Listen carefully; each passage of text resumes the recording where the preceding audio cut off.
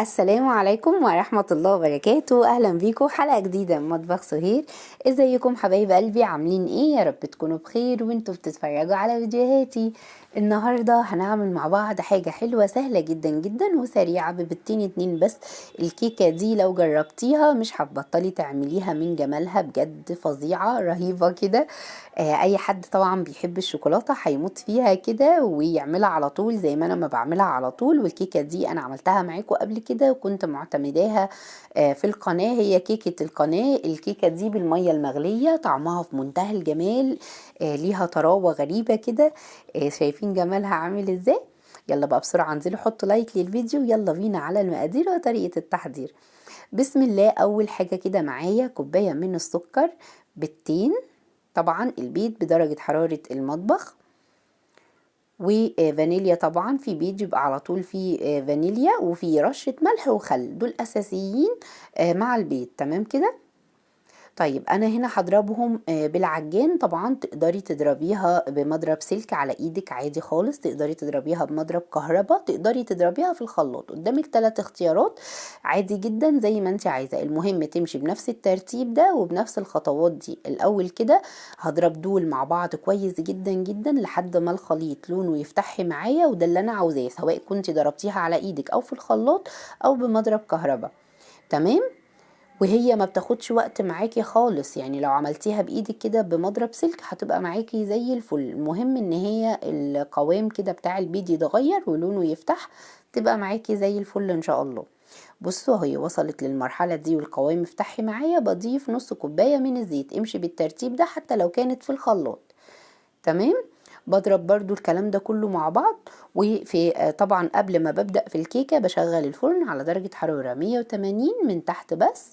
و 180 للناس اللي ما عندهاش درجات، يعني درجة حرارة متوسطة. تمام كده. خلاص انا وقفت ضرب بعد الزيت. عملت ايه بقى؟ ضفت 3 معالق كبار من الكاكاو الخام مليانين هرميين، اللي هم بمقدار ايه؟ نص كوباية من الكاكاو. تمام، يعني نص كوباية من الكاكاو 3 معالق كبار مليانين. وهتضربي كويس جدا. حتى لو كنت بتضربي على ايدك هتحسي ان الخليط بدأ يتقل معاكي ويبقى عامل شبه صوص الشوكولاتة. هو ده اللي انا عاوزاه. عشان كده بقول ما مش بنحط الكيكة دي، ما بنحطش المقادير كلها على بعض حتى لو كانت في الخلاط. تمام. بصوا تقلت معايا بالشكل ده وبقت عاملة شبه الصوص. معايا كوباية مية مغلية، شايفين المية مطلعة دخان ازاي؟ مية غليتها في الكاتل او في البراد وصبيت منها على طول كوباية. تمام. الكوبايه اللي هتعايري بيها في الكيكه، اي نوع كوبايه عندك عايري بيها كل المقادير، هتطلع معاكي مظبوطه وزي الفل. بضرب كويس جدا. الميه بتديها طراوه حلوه قوي قوي. بعد كده بضيف باكو بيكنج باودر. تمام. طبعا انتوا عارفين وحفظتوا خلاص ان انا بحب احطه مع السوائل. خلاص انا خلصت كده. بنزل بكوبايه ونص من الدقيق.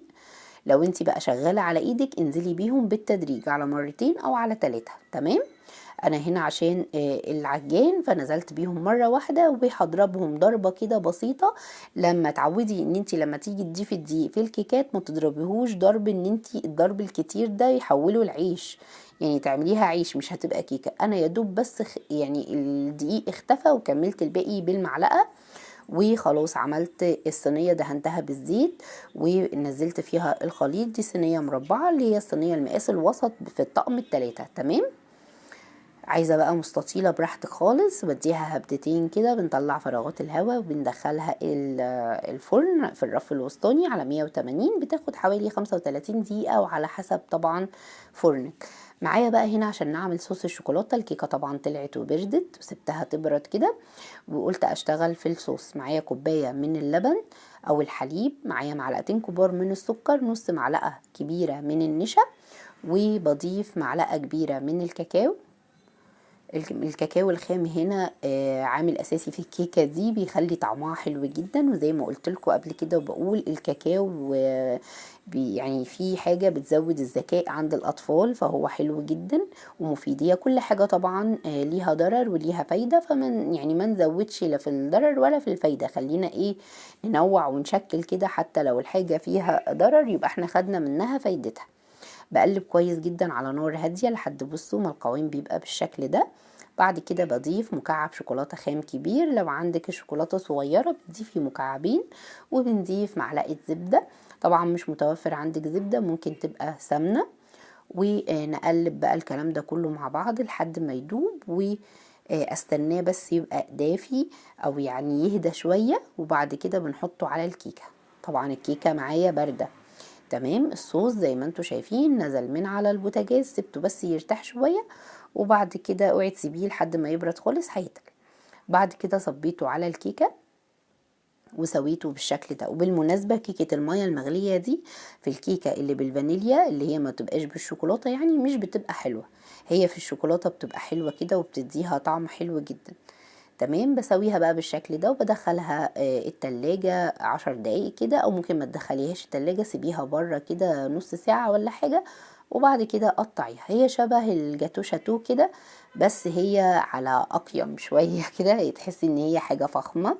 قطعتها بقى مربعات بالشكل ده، وجبت بقى الفستق الكداب اللي هو السوداني اللي بنلونه، او اي حاجة عندك عايزة تزيني بيها، كريز، شوكولاتة خام بيضة، اي حاجة. وحطيت بقى هنا شوية من الشوكولات كريسبي، نوع من انواع التزيين. طبعا بقى انت ابدعي باي حاجة انت تحبيها. هي حتة الكيكة دي يا جماعة عبارة عن قطعة جاتو حقيقي، يعني طعمها في منتهى الجمال. انا معتمداها على طول، اي ضيوف بتجيلي سريعة وسهلة كده بعملها بسرعة، مش بتاخد وقت، ولو ما حطيتهاش في التلاجة الصوص الشوكولاتة بيمسك برضو، ما فيهاش اي مشكلة.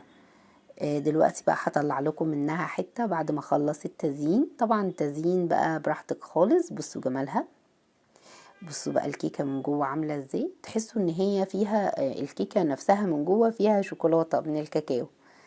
بصوا الجمال، قطعة جاتوجي بقى ولا لأ؟ جميلة جدا جدا وبسيطة واقتصادية جدا جدا.